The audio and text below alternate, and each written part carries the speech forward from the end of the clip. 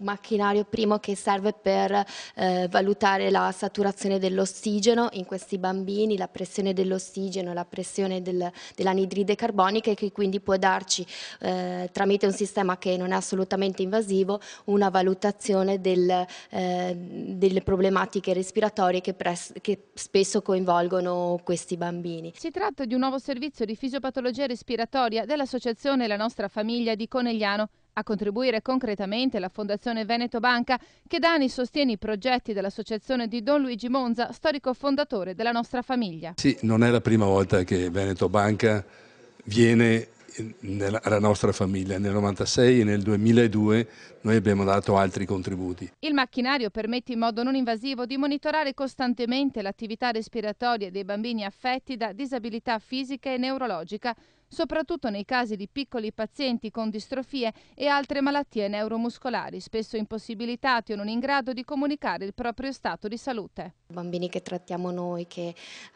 sono spesso affetti da spasticità oppure da malattie neuromuscolari, possono avere anche spesso problematiche di ricorrenti infezioni respiratorie, difficoltà respiratorie che possono incidere ovviamente sulla loro vita quotidiana.